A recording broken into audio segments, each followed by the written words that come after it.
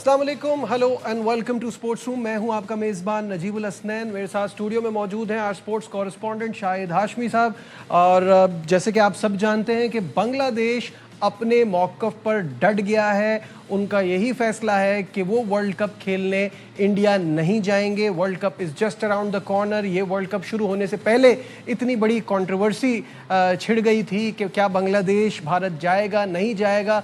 उनकी जो डिमांड है कि उनके मैचेस न्यूट्रल वेन्यू पे कराएं और श्रीलंका में कराए जाएं, वो इस हवाले से भी जायज़ है कि एटमॉस्फेयर भारत में इस वक्त उनके लिए अच्छा नहीं है। शाहिद साहब, आप क्या समझते हैं? एक ये कंट्रोवर्सी पूरी शुरू हुई मुस्तफिजुर रहमान वाले इंसिडेंट पे, तो उनकी जो डिमांड है कि एक प्लेयर को आप सिक्योरिटी नहीं दे सकते तो पूरी टीम को कैसे देंगे?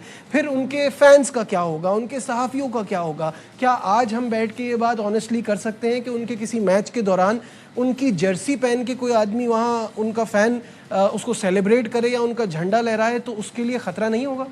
बहुत ज़्यादा खतरा होगा। और फिर भारतीय क्रिकेट बोर्ड से सबसे बड़ी गलती हुई कि उन्होंने T20 वर्ल्ड कप से पहले ये ऐलान कर दिया। अगर इवन उनको उनकी गवर्नमेंट की एडवाइस भी थी कि मुस्तफिजुर रहमान को कोलकाता से निकाल दो, टीम से IPL में मत लो, तो वो उसके ऊपर बैठ जाते थोड़े दिन, उसको इंतज़ार करते, उसको दबा देते कि हम इसका ऐलान करेंगे T20 वर्ल्ड कप के बाद या जब बांग्लादेश की टीम वर्ल्ड कप से बाहर हो जाएगी। पहले उन्होंने किया, ICC को भी इन्वॉल्व किया। अब ICC के भी डबल स्टैंडर्ड नज़र आ रहे हैं। जब भारत कहता है कि हमें सिक्योरिटी खदशात हैं पाकिस्तान जाने में, तो वो मान लेते हैं, लेकिन बांग्लादेश के सिक्योरिटी खदशात नहीं मानते, इसलिए कि वो एक छोटा मुल्क है, उसके पास पावर नहीं है। तो ये सारी चीज़ें ICC को बिल्कुल आइसोलेट करती हैं। ICC को बिल्कुल पता चलता है उनका कि उनके डबल स्टैंडर्ड है। लेकिन साथ ही साथ मेंबर बोर्ड्स की भी बात करें, Australia, England, south Africa, Sri Lanka, Afghanistan, कोई भी बांग्लादेश के साथ देने के लिए तैयार नहीं हुआ। सिर्फ पाकिस्तान ने उसका साथ दिया, जो कि मायूस कुन है। 14-2 कह रहे हैं, 14-2 अब इस पे आवाजें उठनी चाहिए। बिल्कुल 14-2 की बात चल रही है। बांग्लादेशी कह रहे हैं 14-4, लेकिन 14-4 बाकी तीसरा चौथा मुल्क तो मुझे कहीं नहीं नजर आया। अच्छा, प्रॉब्लम यही है ना इसमें, मतलब इसमें किसी का क्या स्टेक लगा हुआ है? Why would they stand in front of such a super power of cricket? उसूली मौक़िफ़ भी होता है, उसूली मौक़िफ़ के ऊपर भी डट जाते हैं। जैसे बिग 3 की बात हुई थी तो मुख्तलिफ बोर्ड डट गए थे। उन्होंने कहा नहीं, बिग 3 नहीं होना चाहिए, दूसरे मुल्कों का आप क्रेडिट ना छीने, दूसरा मुल्कों का जो शेयर है वो ना छीने। उस वक्त हुए थे। तो इस मौके पर भी बांग्लादेश का साथ देना चाहिए था। और ICC को कन्विंस करने की कोशिश करते कि अगर एक मुल्क को सिक्योरिटी थ्रेट्स हैं, उनकी गवर्नमेंट एडवाइस कर रही है। और ICC के कोड में भी है कि एक टीम फोर्स्ड मेजर पे अलग हो सकती है किसी भी टूर्नामेंट से, अगर उसे गवर्नमेंट उसको बता रही है कि उसको सिक्योरिटी थ्रेट है। और उनकी गवर्नमेंट बता रही है कि उनको सिक्योरिटी थ्रेट है। और ICC का जो मौक़िफ़ है कि एक लीग के मामलात इंटरनेशनल क्रिकेट में ना लाएं, तो वो लीग तो ज़ाहिर इंटरनेशनल क्रिकेट ही की तरफ जा रही है ना। इंटरनेशनल प्लेयर्स आते हैं। अगर ये बांग्लादेश की डोमेस्टिक लीग का मामला होता या इंडिया की डोमेस्टिक एक ऐसी छोटी लीग का जिसमें इंटरनेशनल प्लेयर नहीं खेल रहे होते, तो फिर बात दूसरी थी।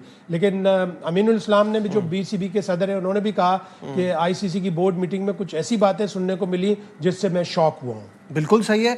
इस वक्त PCB के साबिक कानूनी मुशीर और माहिर तफजुल रिजवी साहब हमारे साथ हैं। उनसे जानने की कोशिश करेंगे कि अब ऑप्शन क्या है बांग्लादेश के पास। तफजुल साहब, अस्सलाम वालेकुम, वक्त देने का बहुत बहुत शुक्रिया। मुझे ये बताइएगा कि अभी इस वक्त हम बात कर रहे हैं, इसमें तो कोई दो राय नहीं है कि बांग्लादेश का जो मौक़िफ़ है वो उसूली तौर पे तो ठीक है, क्योंकि इस वक्त जो सेंटिमेंट्स हैं भारत में वो टोटली उनके ख़िलाफ़ हैं। तो अगर वो चाहते हैं कि उनके जो मैचेस हैं वो न्यूट्रल वेन्यू पे हो, तो इसके लिए वो आगे अब क्या कर सकते हैं? क्योंकि अब तो ये बात आ रही है कि वो नहीं होंगे तो उनके बदले में दूसरी टीम को लाया जाएगा। जी देखिए, पहली तो बात ये है कि ये वाकई बहुत हैरानकुन बात है कि इससे पहले ये ऑलरेडी मिसाल मौजूद है कि अगर कोई एक मुल्क ने ये कहा कि मैं नहीं खेलना चाहता फॉर सिक्योरिटी रीजन, तो उस मुल्क के लिए एक्सेप्शंस क्रिएट की गई और उस मुल्क को एक न्यूट्रल वेन्यू पे खिलाया गया।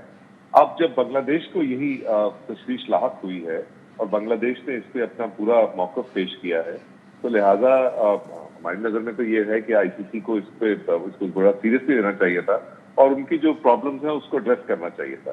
बट अब चूंकि बांग्लादेश ने कह दिया कि अगर आप वर्ल्ड कप करा लीजिए, हम नहीं आ रहे, तो अब अगर इस डिसीजन पे, तो अभी तो बांग्लादेश ने इसको चैलेंज करने, आई डोंट थिंक कोई ऐलान किया कि हम चैलेंज करेंगे इस डिसीजन को। बट अगर इसके कोई रेमिफिकेशंस बांग्लादेश क्रिकेट बोर्ड पे आते हैं या इससे लूज आउट ऑन मनी या उन पर कोई फाइन लगाया जाता है, कुछ किया जाता है, उस डिसीजन को वो ICC की जो डिस्प्यूट रेजोल्यूशन कमेटी है, जो कि इंडिपेंडेंट बोर्ड होता है, फॉर रेजोल्यूशन ऑफ डिस्प्यूट्स वहां लेके जा सकते हैं और वहां ले जाके उसको चैलेंज कर सकते हैं। अगर अच्छा, अभी भी बांग्लादेश के पास ये राइट मौजूद है कि चूंकि उन्होंने कह दिया कि हम नहीं आ रहे, और अगर जो टीम को चेंज किया जाएगा, स्कॉटलैंड को लाया जाएगा, उस डिसीजन को वो डीआरसी में ले जाके चैलेंज कर सकते हैं, क्योंकि डीआरसी के पास एक इंटरम पावर भी होती है इंटरम ऑर्डर ग्रांट करने की। तो अभी तो यही उनके सामने मौजूद है, क्योंकि being a part member of ICC they have a right to raise this dispute before the DRC committee of ICC. यही मेरा अगला सवाल भी था कि डिस्प्यूट रेजोल्यूशन कमेटी में जाने के बाद उनके पास क्या चांसेस रहेंगे आपके ख्याल में? ये उनके लिए एक बेहतर रास्ता हो सकता है, कोर्ट ऑफ आर्बिट्रेशन में जा सकते हैं, मतलब उनके पास कानूनी तौर पर क्या क्या ऑप्शंस हैं? कानूनी तौर पे सबसे पहली ऑप्शन तो डीआरसी की ही है, और सबसे पहले डीआरसी में ही जाना पड़ेगा, क्योंकि डीआरसी जो है वो इंग्लिश लॉ के तहत बनती है और इंग्लिश लॉ को फॉलो करती है और इंग्लिश आर्बिट्रेशन एक्ट के तहत वो चलती है। सो ये that is the only option available as far as Bangladesh is concern कि वो डीआरसी में ले जा सकते हैं, और डीआरसी इंटरम ऑर्डर भी इशू कर सकती है। बट ऑब्वियसली ये बहुत सीरियस मामला है, और सिर्फ इसमें आईसीसी दूसरी तरफ और जो आईसीसी के बाकी मेंबर्स भी हैं, वो चूंकि जरा इंडिया की तरफ उनका जो प्रॉब्लम ज्यादा है, तो ये एक बड़ी अपहिल बैटल होगी बांग्लादेश क्रिकेट बोर्ड के लिए कि उन्होंने जो अपना असूली उस पर खड़े हुए हैं उसको डिफेंड करने के लिए उनको काफी मुश्किलात का सामना करना पड़ेगा। But it seems they are adamant and they have taken a decision and they will stand by it. ठीक है। तफजुल साहब, अस्सलाम वालेकुम, मैं शाहिद हाशमी बोल रहा हूँ। कुछ मीडिया में खबरें आई कि बांग्लादेश की सपोर्ट में पाकिस्तान भी T20 वर्ल्ड कप से विड्रॉ कर सकता है। क्या पाकिस्तान के पास वैलिड रीज़न होगा? इसलिए कि आईसीसी तो कहेगा हम तो आपको ऑलरेडी हाइब्रिड मॉडल पे श्रीलंका में खिला रहे हैं जहाँ पे कोई सिक्योरिटी फियर्स नहीं है। देखिए, ये तो बड़ा ही आज बहुत ही जिसे कहते हैं there is too many suppositions in it which are involved. बाकी पाकिस्तान के लिए बहुत मुश्किल होगा कि अगर वो सॉलिडारिटी में बांग्लादेश के साथ खड़ा होता है तो उसके कॉन्सिक्वेंसेस पाकिस्तान को भी फेस करने पड़ेंगे। तो ये बहुत सोच के ऐसा कोई डिसीजन लेना पड़ेगा, क्योंकि पाकिस्तान को तो ऑलरेडी आईसीसी इस मामले में हमें न्यूट्रल वेन्यू प्रोवाइड कर रहा है।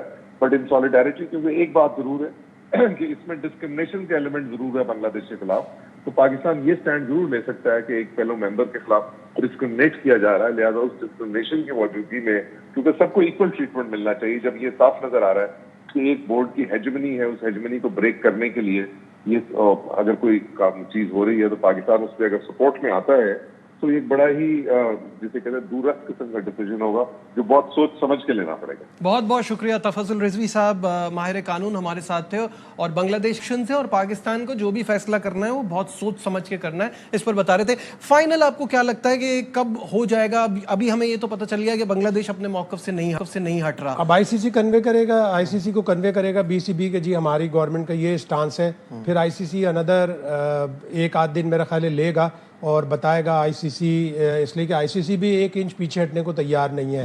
अब हो सकता था कि कुछ मैच अगर श्रीलंका में करा दिए जाते, एक आध मैच इंडिया में खेल के वो चले जाते, कोई तो मतलब आगे पीछे होता ना। आईसीसी भी आगे पीछे नहीं हो रहा, वो भी पीछे नहीं हो रहा बांग्लादेश क्रिकेट बोर्ड। तो अब तो यही लग रहा है कि आईसीसी ये कह देगा कि हमने जो पहले फैसला दिया था हमने एक दिन दिया, तो अब हम स्कॉटलैंड को लेके आना चाहते हैं, बांग्लादेश इज आउट। ठीक है, जैसे इसकी अपडेट आगे आएगी वो भी हम आपके साथ शेयर करें। मूविंग ऑन, बढ़ते हैं हम पीएसएल की तरफ, और लाहौर कलंदर के केस के हवाले से आपको बताएं कि फवाद राना को पीएसएल फ्रेंचाइज लाहौर कलंदर की बागडोर दोबारा मिल गई है। लाहौर के ट्राइब्यूनल ने फवाद राना के भाइयों समीन राना, आतिफ राना का लाहौर कलंदर पर कब्जा खत्म कर दिया है। तफसीलात आपको दिखाते हैं इस रिपोर्ट में।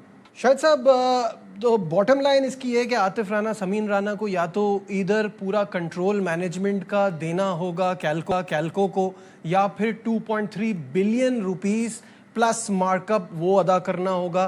तो इसको कैसा देख रहे हैं, ये किस तरफ जा रही है सिचुएशन, क्योंकि अब तो अदालत का फैसला आ गया। बहुत ही अफसोसनाक चीज़ है, भाइयों में इख्तिलाफात हो जाते हैं लेकिन इस हद तक चले जाएं अच्छा नहीं है। और आतिफ राना ने जिस तरह शोहरत हासिल की थी, गो के वो बेचारे हमेशा मायूस होते थे, उनकी टीम आखिरी नंबरों पर आती थी। फवाद राना वो भी बड़ा मतलब खुश होते थे, उसके बावजूद भी खुश होते थे कि मैं फिर भी मतलब लाहौर कलंदर के सपोर्ट, लाहौर कलंदर की सारे लोग उसकी सपोर्ट करते थे। और उनके एक्शंस, उनकी जो शोहरत थी, उनका जो गेटअप था, जो वो डांस करते थे, वो लोगों को बड़ा पसंद आता था। मायूसी भी होते थे, प्रेजेंस फील होती थी। ये तो देखे मानने वाली बात है कि लाहौर कलंदर को उठाने में उनका बहुत बड़ा हाथ था। चाहे टीम हारती थी, लेकिन रिजल्ट इतने अच्छे नहीं आ रहे थे। बाद में जब रिजल्ट आना शुरू हुए तो उनको लोगों ने बड़ा महसूस किया कि उनकी कमी और बिल्कुल एकदम से सीन से गायब हो गए, तो लोगों ने चेमगोइयाँ भी हुई, सारी बातें भी हुई, पता चला कि वो शायद अपना बिजनेस लेके अलग हो गए। लेकिन अब ये अदालत का फैसला है, मायूसकुन है, इसलिए कि एक फ्रेंचाइज अच्छी है जिसने बड़ा कंट्रीब्यूट किया है। अभी भी अगर कोई मसालेहती रास्ता निकल सकता है और तीनों बैठ के एक साथ लाहौर कलंदर के 11वें एडिशन में हो सकते हैं तो बहुत ही अच्छा होगा, और अगर नहीं हो सकता तो फिर जाहिर है अदालत का फैसला। अदालत का फैसला। और दूसरा ये कि फवाद राना की जो हम उनको मिस करते थे, क्योंकि जब हम देखते हैं मैचेस, उनकी जो इन्वॉल्वमेंट, उनका वो उनके एक्सप्रेशंस, लोग उनको बहुत याद करते थे, तो अगर वो भी नजर आएंगे तो बहुत अच्छा होगा। ये अच्छी चीज़ है। और पीएसएल ज़ाहिर है आगे बढ़ रही है, तो ये एक फ्रेंचाइज है जो one of the most popular franchise है, उसका भी आगे बढ़ना चाहिए। मैं सुबह से देख रहा हूँ इंडियन मीडिया ने भी इसको बड़ा इशू को उठाया है, और वहाँ से भी फ़ोन आ रहे हैं, लेकिन ज़ाहिर है उनको सिर्फ और सिर्फ ये पता है कि कोर्ट के ऑर्डर्स हैं, इसलिए वो इतनी ज़्यादा बात आगे तक नहीं ले जा सकते। लेकिन अभी भी अगर कोई रास्ता है ऐसा जो मसालेती रास्ता निकल सकता है तो होना चाहिए, इसलिए कि लाहौर कलंदर एक बड़ी अच्छी टीम है, 3 टाइटल्स उसने जीते हैं। बिल्कुल ठीक है। यहाँ वक्त हो गया एक ब्रेक का, कहीं मत जाइएगा।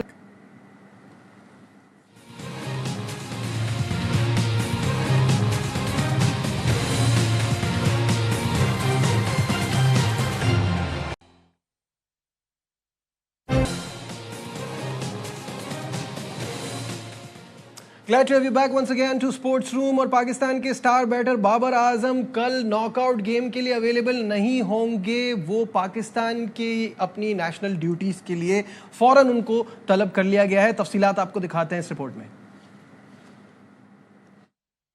First of all, thank you so much, Sydney Sixer, to having me, and all the boys, all the coaches.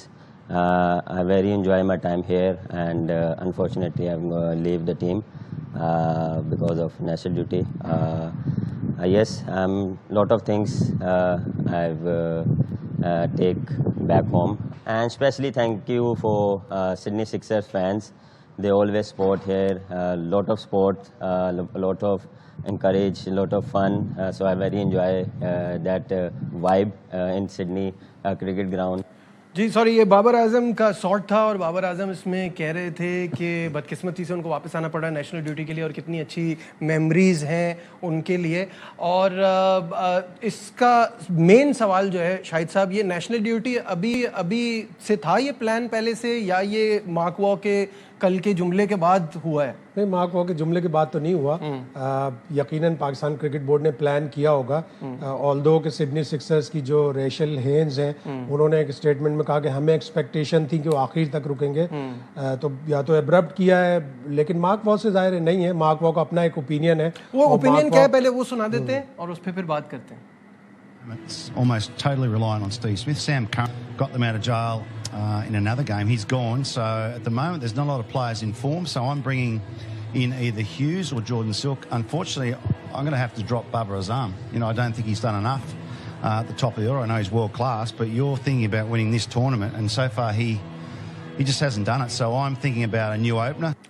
Shahid साहब, ये एडिशन के में तो कुछ ऐड तो कर नहीं पाए। इनफैक्ट पाकिस्तान की जो क्रिकेटिंग माइंडसेट है वो थोड़ा लोगों में बड़ा डिस्कस होने लगा वहाँ पे, कि ये रन बॉल खेलते हैं, अपने रन के लिए खेलते हैं, चाहे रिजवान हो, चाहे बाबर हो, और फिर शाहीन शाह अफरीदी की भी कोई उनके लिए भी अच्छा नहीं रहा। अगर हम देखें तो सिर्फ हारिस रऊफ, शादाब ने थोड़ा अच्छा करा, फिर वो वापस आ गए। पाकिस्तानी दोनों एक्सपोज हो गए बुरी तरह, रिजवान भी और बाबर आजम भी। और इंटरनेशनली मीडिया में भी, ऑस्ट्रेलियन फैंस में भी, ऑस्ट्रेलियन क्रिकेटर्स में भी ये जो मौक़िफ़ था, जो पाकिस्तान का मौक़िफ़ था कि वो T20 में इतना अच्छा नहीं खेलते, तेज़ स्ट्राइक रेट से नहीं खेलते, वो भी ऑस्ट्रेलिया में अब आम हो गया। बेहतर ये होता, और अब आगे अगर पाकिस्तान क्रिकेट बोर्ड प्लानिंग करे कि हमारे अच्छे नए प्लेयर जैसे नाफे है, जैसे हसन नवाज है, जैसे समद है, माँ सदाकत है, इनको बिग मैच में भेजें, और इनको बिग मैच में भेज के कहें कि आप इन्हें, जो आम प्लेयर को अगर आप $20,000 देते हैं, आप इन्हें $5,000 दें, ताकि उनको ऑस्ट्रेलिया में खेलने का स्टाइल आए। शोल्डर्स रब करेंगे अच्छे प्लेयरों से, जॉश ब्राउन से करेंगे, स्टीव स्मिथ से करेंगे, वो बो वेबस्टर से करेंगे जिसने कल कमाल की हिटिंग की थी, उन लोगों से करेंगे, उन लोगों से इंस्पायर होंगे, उन लोगों से सीखेंगे। शायद बाबर आजम ऑल्दो के अभी इतनी एज नहीं है उसकी, रिजवान की भी इतनी एज नहीं है, लेकिन शायद वो अब अपने आप को T20 में चेंज नहीं कर सकते बिल्कुल, वो एविडेंट है, वो नजर आ रहा है। अब आप देखिए माइंडसेट की जो बात होती है, अभी अगर आपने अभिषेक शर्मा की परफॉर्मेंस देखी हो, उसके एक इंटरव्यू में उसने कहा कि जब हैदराबाद की टीम की कप्तानी करते हुए कमिंस ने हम सबको ये कहा था कि 100 पे टीम आउट हो जाए मुझे मसला नहीं है, मुझे सारे खड़े होकर 150 बनाए, ये एक्सेप्टेबल नहीं है। 35 बॉल में जो कल उसने खेली 8 छक्के, 8 छक्के, कमाल के छक्के लगाया और अथॉरिटी के साथ लगाया, स्लॉगिंग नहीं है। तो हमें सीखना चाहिए, चाहे किसी से भी, चाहे सरहद पार के लोगों से सीखना चाहिए उन प्लेयरों से जो अच्छा खेलते हैं। और अब जब जाहिर है वर्ल्ड कप की टीम अनाउंस होने वाली है तो फिर और भी ज्यादा ये चीज तशवीशनाक नजर आती है। बिल्कुल बिल्कुल सही बात है। हम कहाँ हैं, दुनिया की दूसरी टीमें कहाँ हैं? मैच बिग बैश में लगे इस सीजन में, सबसे ज्यादा छक्के 37 का रिकॉर्ड लगा दिया फिन एलन ने, जो न्यूजीलैंड की टीम में होंगे। पिछले सीजन में 588 सिक्सेस थे, उसकी तरफ जा रहा है रिकॉर्ड टूटने को। तो इतने छक्के लगते हैं किसी मैच में। एक मैच में पर्थ स्कॉर्चर और ब्रिस्बेन हीट के 37 सिक्सेस लगे, बताइए, और हम कहाँ खड़े हैं? तो उसमें हम 37 अगर पूरे टूर्नामेंट में भी लगा लें तो बहुत अच्छा है। चले मूविंग ऑन। अब सवाल यही है कि पाकिस्तान की अब तक हमें नहीं पता चल रही कि क्या है। भेज तो दिए हमने इनिशियल 20, लेकिन हम अपनी 15 रुकनी स्क्वाड का अभी तक ऐलान कर रहे हैं। हो सकता है अभी आ जाए, हो सकता है कि हम शायद पहले मैच का इंतजार करें। अभी कुछ भी इस पे कंफर्म नहीं है। शायद साहब सुनने में तो आ रहा है कि हो जाएगी, जल्दी हो जाएगी। 25 को कह रहे हैं ऑस्ट्रेलिया की टीम अनाउंस होगी और 29-30 को बिल्कुल डेडलाइन पे हमारी हो जाएगी। तो एक सिलसिला स्पोर्ट्स रूम में चल रहा है। हमारे एक्सपर्ट्स, फॉर्मर क्रिकेटर्स क्या सोचते हैं, क्या टीम होनी चाहिए।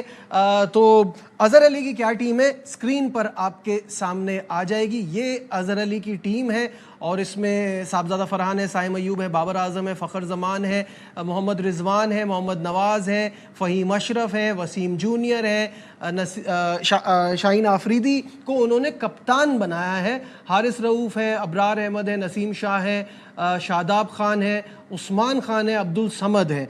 तो ये कुछ दिन पहले अजहर ने की थी, जाहिर है, लेकिन उन्होंने कहा था मेरे हिसाब से कप्तान जो है, अब बहुत देर हो गई। हाँ, कप्तान जो है वो उसकी जगह नहीं बन रही, तो शाहीन को कप्तान होना चाहिए था। क्या कहना है अजहर का? आइए वो भी सुन लेते हैं अपनी टीम के हवाले से। श्रीलंका की कंडीशंस होंगी, उसको स्पिन फ्रेंडली विकेट्स तो होती हैं, लेकिन एट टाइम्स आपने देखा होगा वहाँ पर पेस बॉलर्स भी उतने ही जो है वो करामत साबित होते हैं। फील के बाबर आजम भी इनिंग को एंकर करते हैं और फिर सलमान अली अगर एज ए कैप्टन अभी तक उस तरीके से बैटिंग में परफॉर्मेंस नहीं कर सके जो कि उनकी जगह जो है वो स्टैम्प कर सके प्लेइंग 11 में। तो आई फील के राइट टाइम पे राइट डिसीजन कर लेना चाहिए मेरे ख्याल में। Everyone can disagree with me, but I feel के यहाँ पर बड़े इवेंट में आपको वो प्लेयर चाहिए जो पहले परफॉर्म कर चुके हों और कोई ना कोई उनका बैकग्राउंड हो परफॉर्मेंस का।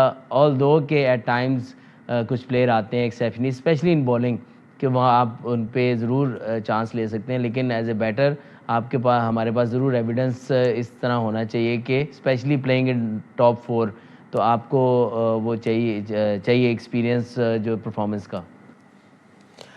ये थे अजहर अली और वो एक्सप्लेन कर रहे थे कि उनकी टीम कैसी है। काफ़ी दिन पहले उन्होंने किया था तो उनको ये आइडिया नहीं था कि अब कप्तान चेंज नहीं हो सकता, और अब कप्तान चेंज होना भी टीम के लिए भी नुकसानदेह था और नए कप्तान जो भी आता उसके लिए भी नुकसानदेह था। एक चीज़ जो गर्दिश कर रही थी और मैंने कंफर्म की कि हारिस रऊफ़ 15 रुकनी स्क्वाड का हिस्सा नहीं होंगे। मेरे लिए थोड़ी सरप्राइजिंग है, इसलिए कि जिस तरह अभी बिग बैश में उसने परफॉर्म किया है। लेकिन माइक हैसन का ख्याल है कि उन्होंने एशिया कप के फाइनल में जो बॉलिंग की थी फाइनल में 15वें ओवर में 17 रन दिए थे और 2-3 इंसिडेंट और भी पहले हो चुके थे। यूएसए वाले मैच में हो चुके थे, बड़े मैचों में हुए। तो माइक हैसन का ये ख्याल है कि हारिस रऊफ़, और उन्होंने हारिस रऊफ़ को कन्वे कर दिया है। इसका मतलब है कि अब जो टाई होगी सलमान मिर्जा और वसीम जूनियर के दरमियान होगी उस फाइनल स्पॉट के लिए जो हारिस रऊफ़ की जगह क्रिएट होगी। ठीक है, बिल्कुल सही है। बासित अली की टीम क्या है? आप सबके जाने पहचाने हमारे एक्सपर्ट बासित भाई की टीम जो है वो स्क्रीन पर आ रही है। साहबजादा फरहान, साइम अयूब, बाबर आजम, सलमान अली आगा, ख्वाजा नाफे, फ़खर जमान, उस्मान खान, सलमान मिर्ज़ा, मोहम्मद नवाज़, फ़हीम अशरफ, वसीम जूनियर, शाहीन आफरीदी, अबरार अहमद, शादाब खान और हारिस रऊफ़, ये बासित अली की टीम है। बासित भाई अपनी टीम को कैसे जस्टिफाई कर रहे हैं, आइए उन्हीं से सुनते हैं। अस्सलाम वालेकुम जी। आजकल सब आपको पता है अपनी अपनी टीम बना रहे हैं वर्ल्ड कप के हवाले से, क्योंकि वर्ल्ड कप में अब दिन बहुत थोड़े रह गए। तो मैंने कहा कि आज मैं भी आपके साथ अपनी पाकिस्तान की टीम शेयर करता हूँ। ये मेरी टीम है, माइट बी इसकी जो जॉब है वो तो सिलेक्टर्स और माइक हैसन बनाएंगे, लेकिन बासित अली की क्या टीम है ये आज मैं आपके सामने पेश कर रहा हूँ। मेरे दो ओपनर साहबजादा फरहान और साइम अयूब, ये दोनों ओपनर हैं। नंबर 3 पे ओबियस चॉइस है इस टाइम पे बाबर आजम। फॉर्म अच्छी नहीं, कुछ नहीं, लेकिन श्रीलंका की कंडीशन को जहन में रखते हुए मैंने बाबर आजम को रखा है, क्योंकि इस टीम में एक ऐसा बैटर चाहिए जो 120-125 की स्ट्राइक रेट से एंड तक खेले और बाकी वाले उसके पिच पे रहने का फ़ायदा उठाएं। नंबर 4 पे जी कप्तान सलमान अली आगा। नंबर 5 पे मैंने जिसको रखा है सरप्राइज पैकेज है, क्योंकि वो एक ही मैच खेला है, उसका नाम है नाफे, और जो उसने इम्पैक्ट डाला है उस नंबर पे, मेरा ख्याल है, मुझे ऐसा फील होता है कि हमारे यहाँ जितने भी विकेट कीपर हैं एक्सेप्ट रिजवान के, सब एक जैसे हैं।